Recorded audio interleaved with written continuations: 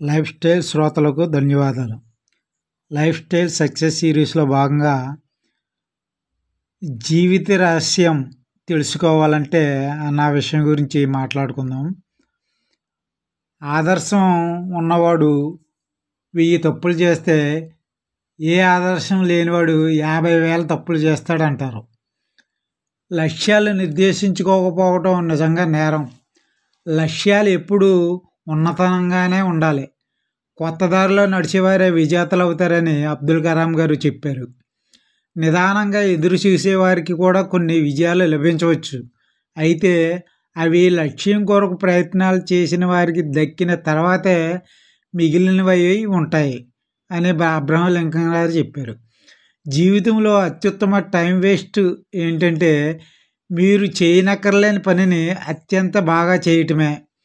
ఎత్తైన ఉన్నత ప్రగతి శిఖరాల వంక చూసి మెడనొప్పి కలిగినా పర్వాలేదు, కానీ లోతైన అధపాతాళాల వంక చూస్తూ ఉండిపోయి గూని తెచ్చుకోవటం అవివేకం. మీకు ఎక్కువ ఇష్టం ఉన్న రంగాన్ని, మీకు ఎక్కువ నైపుణ్యం ఉన్న రంగాన్ని మీ ప్రధాన లక్ష్యంగా చేసుకుంటే విజయ అవకాశాలు ఎక్కువగా ఉంటాయి. జీవితంలో అతిపెద్ద రిస్క్ ఏమిటంటే రిస్క్ లేకుండా జీవించటమే. మీ లక్ష్యం ఎప్పుడు స్మార్ట్గా ఉండాలి.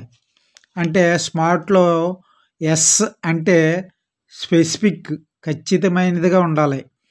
అదే ఎం అంటే మెజరబుల్, కొలవదగినదిగా ఉండాలి. ఏ అంటే అచీవబుల్, సాధించదగినదిగా ఉండాలి. ఆర్ అంటే రెస్పాన్సిబుల్, బాధ్యతాయుతమైనదై ఉండాలి. టీ అంటే టైం బౌండ్, నిర్దిష్ట సమయంలో చేయదగినదై ఉండాలి.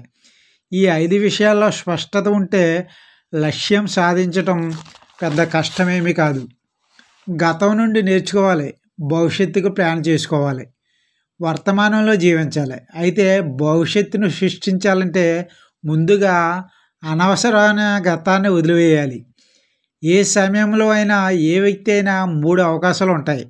1 మార్చటం, 2 ఆమోదించటం, 3 వదిలివేయటం. మార్చలేనివి ఆమోదించాలి, ఆమోదించలేనివి మార్చాలి, ఈ 2 చేయలేనివి వదిలివేయాలి అన్నమాట. మనం గతాన్ని మార్చలేం, కానీ ఈ రోజుని మార్చవచ్చు. చేసేది చేస్తుంటే వచ్చేది వస్తుంది. వచ్చేది మారాలంటే చేసేది మారాలి. నాయకులు మార్పుకు ముందే మారతారు. తెలివైన వారు మార్పుతో మారతారు. బ్రతక నేర్చిన వారు మార్పు తర్వాత మారతారు.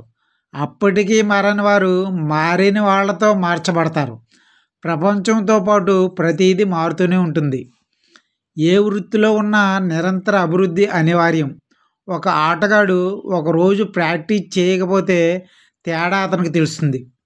వారం రోజులు చేయకపోతే అతని భార్యకి తెలుస్తుంది. నెల రోజులు చేయకపోతే ఇతరులకు తెలుస్తుంది. మనుషులు ముఖ్యంగా కోరుకునే అత్యంత విలువైన విలువలు 1 మనశ్శాంతి, 2 ఆరోగ్యం, 3 ప్రేమ, 4 ఆర్థిక స్వాతంత్ర్యం, 5 అర్థవంతమైన లక్ష్యాలు, 6 ఆత్మతృప్తి. ఆలోచనలే మాటలు సృష్టిస్తాయి, మాటలు చేతలుగా మారతాయి. పదే పదే చేసిన చేతల అలవాట్లను సృష్టిస్తాయి. కొన్ని అలవాట్లు సముదాయమే ఒక వ్యక్తికి క్యారెక్టర్ను రూపుదిద్దుతాయి.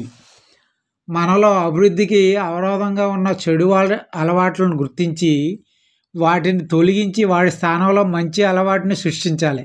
లేకపోతే మరో చెడు అలవాటు లేదా పాత అలవాటే మళ్ళీ వచ్చి చేరే అవకాశం ఉంది. ఓ మంచి తోటమాలికి కావాల్సింది పువ్వుల పట్ల, కాయల పట్ల ప్రేమాభిమానాలు ఉండటమే కాదు, కలుపు మొక్కల పట్ల ఖచ్చితమైన ద్వేషం కలిగి కూడా ఉండాలి. ఈ ప్రపంచంలో ఎవరో మిమ్మల్ని మీరు కోరుకునే విధంగా జీవించడాన్ని ఆపలేరు. మనకు తెలిసిన విషయాలు మాత్రం మనకు తెలిస్తే మనం అద్భుతాలు ఎలా సృష్టించగలం? సూపర్ కాన్షియస్ మైండ్తో నిరంతరం నేర్చుకుంటూనే ఉండాలి. మిమ్మల్ని మీరు మోటివేట్ చేసుకోవాల్సిందే. ఎప్పటికప్పుడు భవిష్యత్తుకు సృష్టించుకోవాల్సిందే. ఎప్పటికప్పుడు లక్ష్యాలను రీఫ్రెష్ చేసుకోవాల్సిందే. ఏ సమస్యకైనా పరిష్కారం కొరకు ఈ సమస్య ఏమిటి, సమస్య కారణాలు ఏమిటి, వీటికి పరిష్కార మార్గాలు ఏమిటి, పరిష్కార మార్గంలో ఉన్నతమైన పరిష్కారం ఏంటి అని ఆలోచించి ఆచరిస్తే ఉత్తమ ఫలితాలు వస్తాయి. క్వాలిటీ అన్నది ఉత్పత్తి తయారు చేసాక కొలిచేది కాదు. తయారు చేసే విధానం అంతా క్వాలిటీగా ఉంటే ఎండ్ ప్రోడక్ట్ ఆటోమేటిక్గా క్వాలిటీయే వస్తుంది కదా. ఒక రోడ్డు వేయవలసి వస్తే కూలీలందరూ పనిచేస్తుంటారు. మేనేజర్ ప్రతిరోజు వెళ్ళవలసినంత దూరం వెళ్ళామా అని చూస్తాడు. యజమాని ఒక ఎత్తైన చెట్టు ఎక్కి అసలు రోడ్డు సరైన వైపే వేస్తున్నామా అని గమనిస్తుంటాడు.